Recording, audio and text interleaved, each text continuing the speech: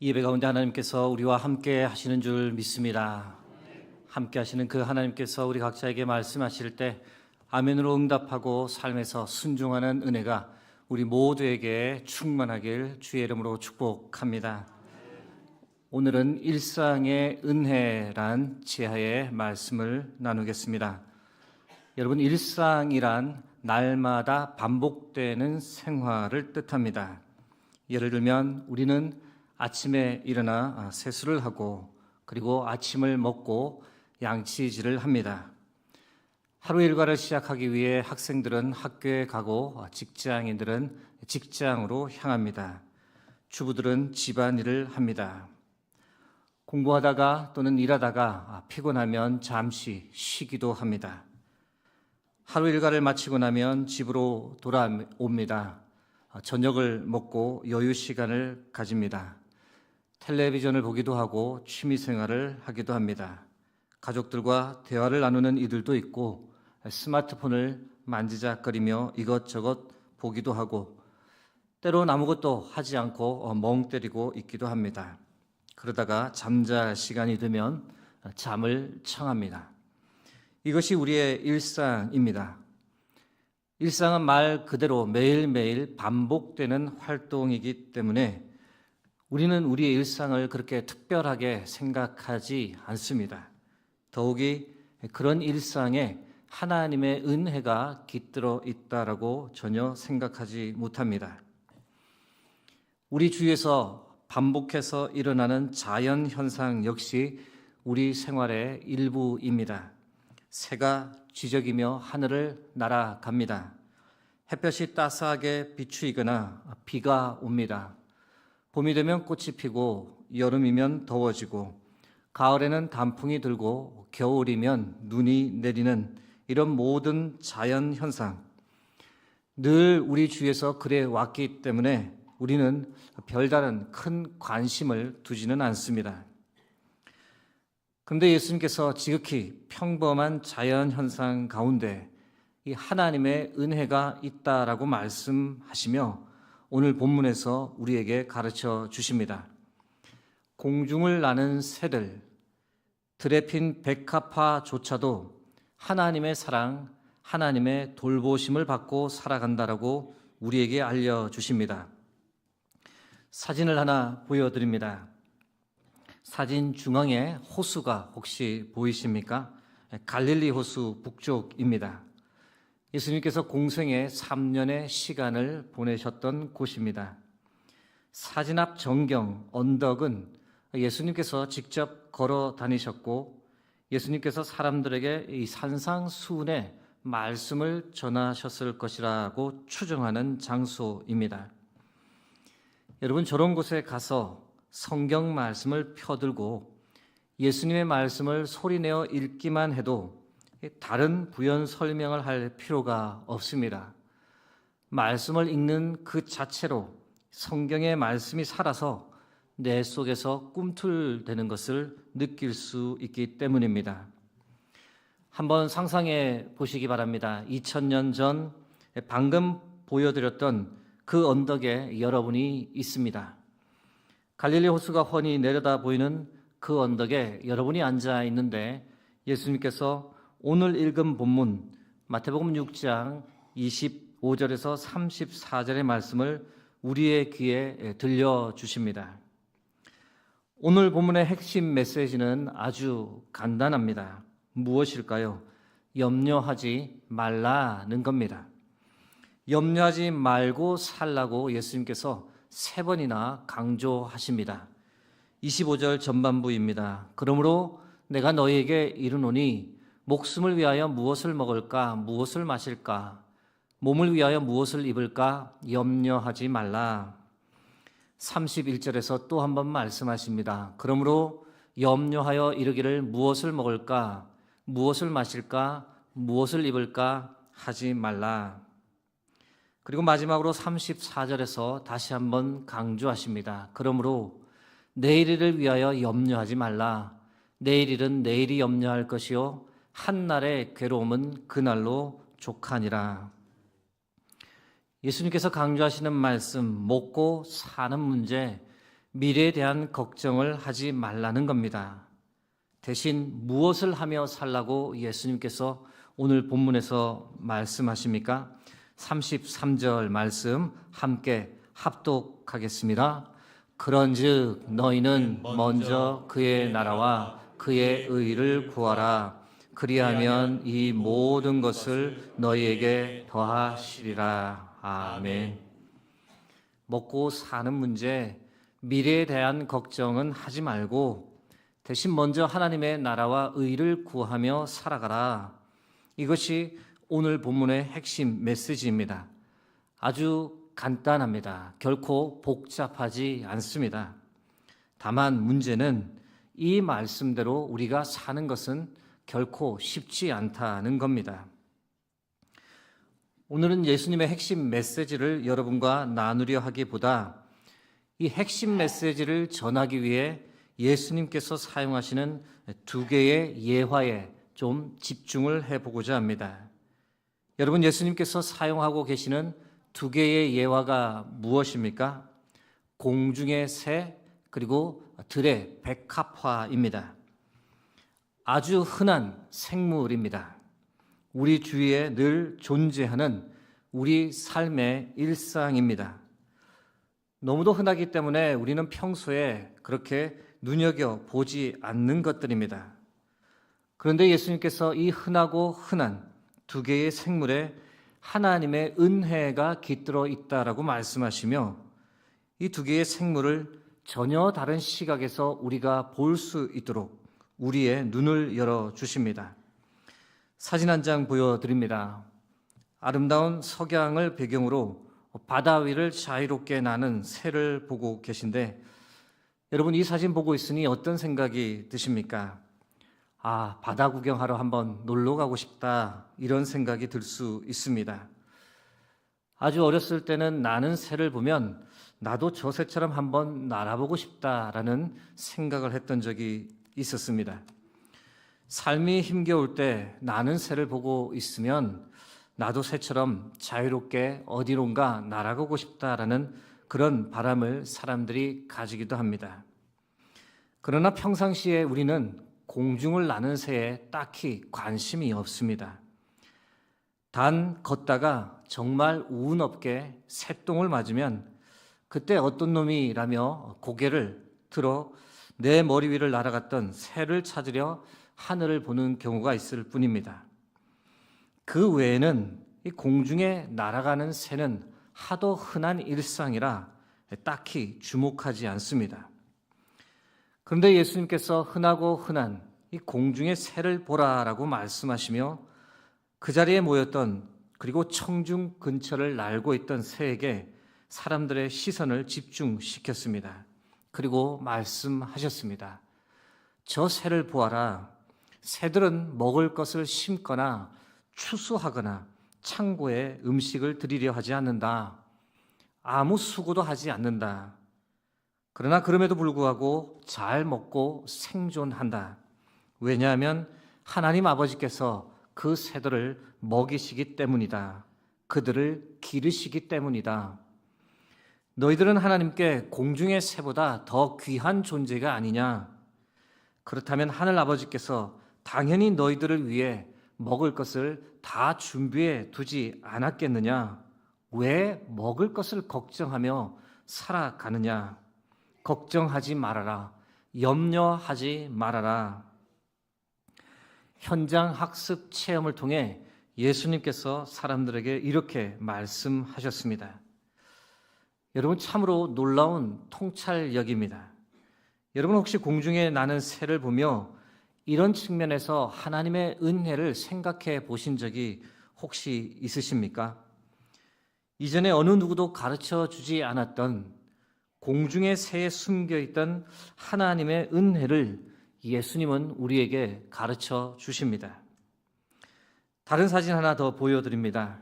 이 사진 보고 있으면 무슨 생각이 드십니까? 꽃 구경 한번 가야겠다, 꽃 사서 집에 좀 두어야겠다 등의 생각을 하실 수 있는데요. 예수님께서 말씀하신 들의 백합화가 바로 이 꽃을 가리킨다라고 많은 사람들이 주장합니다. 아네모네 코로나리아라는 꽃인데 2007년에는 이스라엘 국화로 선정된 꽃입니다. 이스라엘 가시면 아주 흔하게 볼 수 있는 꽃 중에 하나입니다. 이번에는 그 언덕에 피어있던 백합화에 사람들의 시선을 옮겨 놓으며 예수님께서 말씀하셨습니다. 들에 핀 백합화를 한번 봐라. 입을 옷을 만들려고 옷감을 짜지도 않는데 솔로몬의 모든 영광보다 더 아름다운 옷을 저렇게 입고 있지 않느냐. 하나님께서 친히 입혀주신 것이다. 얼마 살지 못하는 들의 꽃도 저렇게 아름답게 입혀주시거늘 하물며 너희일까 보냐. 하나님의 자녀인 너희를 위해 입을 것을 하나님 아버지께서 당연히 준비해 두셨다. 그런데 왜 너희들은 입을 것을 걱정하며 살아가느냐. 믿음이 작은 자들아. 여러분, 아무것도 아닌 평범한 일상 곳곳에 하나님의 은혜가 숨어 있다고 그것을 자세히 보라고 말씀해 주시는데 이 예수님의 말씀에 절로 감탄이 나옵니다. 공중의 새, 들의 백합화가 뭐라고? 너무도 평범한 일상인데 그 속에 하나님의 돌보심, 하나님의 공급하심의 손길이 있다고 우리의 영적 눈을 열어주시고 그것을 보게 하는데 참으로 탐복하게 됩니다. 사랑하는 성도 여러분, 여러분은 여러분의 일상 속에 숨겨있는 하나님의 은혜가 잘 보이십니까? 지극히 평범한 일상생활 곳곳에 숨겨져 있는 이 하나님의 함께하심, 하나님의 돌보심의 손길이 혹시 느껴지십니까? 오늘은 우리의 일상을 돌아보며 우리의 일상에 숨겨져 있는 하나님의 은혜를 하나하나 생각해 보려 합니다. 나아가 그것을 통해 하나님께 감사와 찬양의 제사를 올려드리기 원합니다. 여러분, 일상에 숨겨져 있는 하나님의 은혜를 우리가 주로 언제 발견하게 될까요? 평상시에 이 은혜를 발견하기란 쉽지 않습니다. 그렇다면 과연 우리는 언제 우리 일상 곳곳에 숨겨져 있는 하나님의 은혜를 보게 될까요? 참 역설적이지만 우리가 늘 하던 일상생활을 하지 못하게 될 때, 다시 말씀드려요. 우리가 늘 하던 일상을 잃어버렸을 때 그때 가서야 우리 일상에 깃들어 있는 하나님의 은혜, 하나님의 돌보심을 알게 됩니다. 저희 교회 작년 10월에 있었던 성찬식 예배 실황 사진입니다. 여러분, 지금은 다시 평범한 일상이 되어서 우리가 잊어버렸지만 여러분, 지금 이렇게 우리가 자유롭게 모여 예배할 수 있는 것, 하나님을 마음껏 찬양하고 성찬의 기쁨을 나눌 수 있는 것, 여러분 잘 아시는 대로 3년 전만 해도 이것은 불가능했던 일이었습니다. 그때를 생각해 보면 지금 이렇게 행복하게 예배를 드릴 수 있다는 이 자체, 함께 찬양하며 주의 말씀을 들을 수 있다는 이 시간, 이 순간이 큰 하나님의 은혜임을 깨닫게 됩니다. 저희 교회 에베소 마을 모임 사진입니다. 마을 모임 시작한 지 이제 2개월이 다 되어갑니다. 얼마나 행복해 하시는지 모릅니다. 5년 동안 없었던 이 모임이 은혜 가운데 자리를 잡아가고 있습니다. 어떻게 가능했을까요?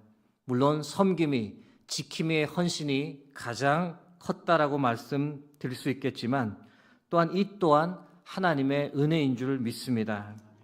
하나님의 돌보심이고 또 하나님께서 이런 여건을 허락해 주셨기 때문에 가능한 것임을 생각하면 감사할 따름입니다. 여러분, 혹시 이 사진에도 하나님의 은혜가 보이십니까? 지난달 4월 12일 토요일에 전교인 걷기 대회가 있었습니다. 마리아 마을 단체 사진입니다. 여러분, 이 사진에는 어떤 일상의 은혜가 보이십니까? 여러분, 걸을 수 있다는 그 자체가 하나님의 은혜다라는 생각을 해보신 적이 있습니까? 제 개인적 경험인데 4년 전에 발목을 크게 접질렀습니다. 약 2개월 동안 반기부스 상태로 지내야 했었는데 이 아들 녀석과 1대1 축구를 하다가 넘어져 다쳤습니다. 가볍게 그냥 축구를 하면 될 것을 나이 든 것을 생각 못하고 왕년에 축구 좀 했다고 이영표 선수가 자주 하던 헛다리 기술을 괜히 보여주려 하다가 그만 공에 걸려 넘어져 발목을 크게 삐었습니다. 2개월간 기부스하는 동안 별의별 생각이 다 들었는데요. 완전히 나을 수는 있는 건가? 이전처럼 제대로 걸을 수는 있을까? 그때 걷기 힘든 시간을 보내며 제가 깨달았던 사실 하나가 무엇이었느냐? 걷는다라는 이 일상이 얼마나 큰 하나님의 은혜요, 하나님의 돌보심인지 그것을 깊이 알게 되었습니다. 여러분, 우리가 걸을 수 있다는 것도 하나님의 은혜인 줄 믿습니다. 여러분, 이 사진에서도 일상의 은혜가 보이십니까? 작년 샬롬대학 소풍 갔을 때 점심 드시는 사진입니다. 보는 것만으로도 군침이 도는데요. 근데 여러분, 내가 내 손으로 밥을 먹을 수 있다는 것, 스스로 식사를 할 수 있다는 것, 이것이 얼마나 큰 하나님의 은혜인지 생각해 보셨습니까? 여러분, 음식물을 직접 먹기 힘들 정도의 상태에 처한 분들, 관을 위에 삽입하고 오랫동안 병원 신세를 지는 분들의 간절한 소원이 무엇인지 아십니까? 여러분, 맛집 투어가 소원이 아닙니다. 맛있는 음식 실컷 먹어보는 것이 소원이 아닙니다. 그냥 한 숟가락의 음식을 입에 넣고 씹어서 삼켜보는 것이 소원입니다. 그런 분들을 생각하면 우리가 아무 생각 없이 본능적으로 무의식적으로 하는 이 먹는 우리의 일상조차도 하나님의 돌보심이요 하나님의 은혜임을 깨닫습니다. 여러분, 잃어버리고 나면 그때 비로소 우리 일상에 깃들어 있는 하나님의 은혜를 알게 된다라는 말씀을 드리고 있습니다. 지금 말씀드리고자 하는 것은 여러분과 나눌까 말까 다소 망설여졌던 내용입니다. 이 당사자에게 허락은 받았는데 바로 제 아내에 관한 겁니다. 이스라엘 선교사로 있던 중 2017년 말부터 아내의 머리카락이 빠지기 시작했습니다. 이듬해에는 걱정될 정도로 머리카락이 많이 빠졌습니다. 이스라엘 선교사의 생활을 정리해야 했던 결정적 이유 중에 하나였는데요. 자가 면역 질환이라고 합니다. 면역 체계에 문제가 생긴 겁니다. 자신의 건강한 세포를 스스로 공격하는 겁니다. 스스로 자신의 모낭을 공격해 머리카락이 다 빠지게 된 겁니다. 너무 걱정하실까 봐 말씀드리지만 다른 곳은 건강상 문제가 전혀 없습니다. 함께 북한산 정상을 올라갈 정도로 아주 건강합니다. 그런데 그렇게 지내다 보면 가끔 새로운 머리카락이 한 올 한 올 올라옵니다. 당연히 아내가 흥분하고 좋아합니다. 다른 곳에도 머리카락이 났는지 살펴보며 여기도 머리가 났고 저기도 머리가 났다라고 같이 좋아합니다. 그러던 어느 날 아내가 이런 말을 툭 저에게 던졌습니다. 요즘은 마태복음 10장 30절 말씀이 진짜라고 믿어져요. 여러분, 마태복음 10장 30절에 무엇이라고 기록되어 있는지 아십니까? 너희에게는 머리털까지 다 세신 바 되었나니. 전에는 아내가 이 말씀을 상투적인 표현이다라고 받아들였습니다. 그런데 한 올 한 올 나는 자신의 머리카락을 세다 보니 생각의 전환이 일어났던 겁니다. 하나님께서 정말로 우리의 머리카락도 다 세시는 분이구나. 내 머리카락을 다 세실 정도로 나를 누구보다 사랑하시는 분이구나. 나의 모든 상황을 누구보다 잘 아시는 분이 하나님 아버지시구나. 여기서 한 걸음 더 나가 아내가 이런 고백도 어느 날 저에게 했더랬습니다. 혹시 이전처럼 완전히 회복되지 않는다 해도 이것을 통해 마태복음 10장 30절의 말씀을 사실로 믿음으로 받아들이게 되었으니 이것만으로도 하나님의 은혜입니다. 비록 일상의 생활이 무너졌지만 그것으로 인해 이전에 깨닫지 못했던 하나님의 은혜를 알게 되었으니 이것으로 충분합니다. 여러분, 머리카락 한 올도 하나님의 은혜임을 믿으시기 바랍니다. 하나님께서 우리의 머리카락도 다 세시는 분이시며 우리의 결핍과 부족함을 통해서도 일하시는 분이 바로 우리 하나님이십니다. 마지막 나눔은 가족을 주신 하나님의 은혜를 깨닫게 하는 이야기라 나누고자 합니다. 여러분, 5월입니다. 가정의 달입니다. 가족이란 존재는 늘 내 곁에 있기 때문에 우리는 너무도 자주 이 가족의 소중함을 생각하지 못하고 감사하지 못한 채 살아갑니다. 여기 가족의 소중함을 우리에게 일깨워주는 사람의 이야기가 있어 조금 길지만 여러분과 마지막으로 나누고자 합니다. 이분의 이름은 람아지입니다. 이름에서 알 수 있듯 한국 분은 아니고 인도 사람입니다. 고아였습니다.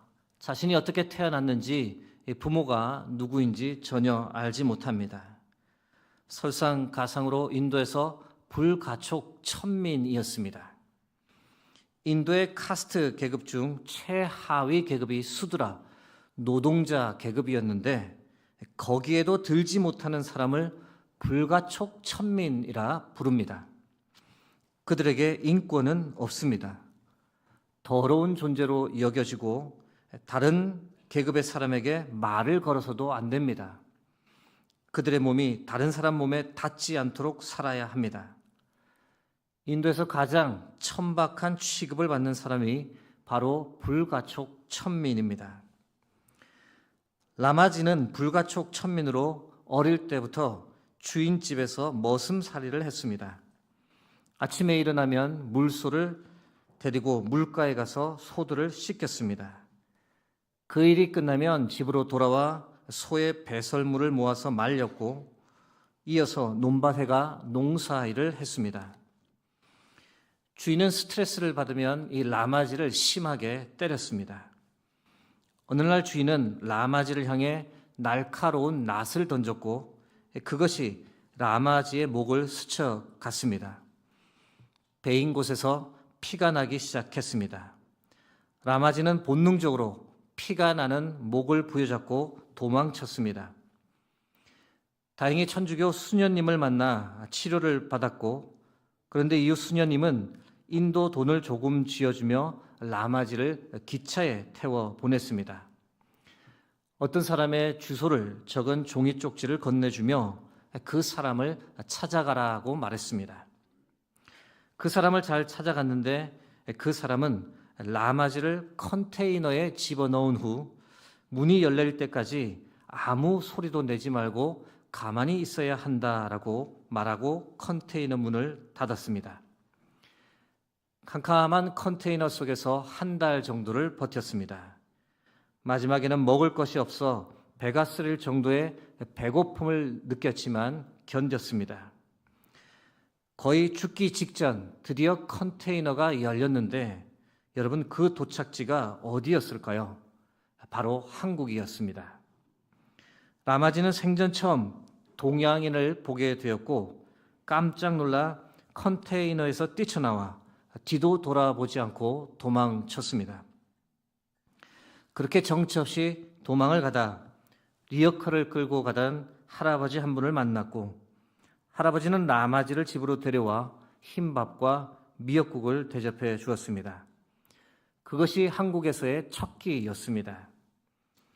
라마지는 그때를 회상하며 할아버지께 연신 감사하다며 눈물을 흘렸습니다. 그렇게 한국에서의 불법 체류자 생활이 시작되었습니다. 온갖 굳은 일을 다하며 살아가던 중 참으로 감사하게 하나님의 은혜로 믿음 생활을 시작했습니다. 교회에서 지금의 아내를 만나 결혼까지 하게 되었는데요. 4살 연상의 누나인데 3년 열애 끝에 결혼을 했습니다. 이후 라마지는 2 자녀의 아버지가 되었습니다. 아내분이 참 대단한 분입니다. 어떻게 라마지를 남편으로 맞을 생각을 했을까? 아무것도 없는 국제 고아를 어떻게 남편으로 선택했을까?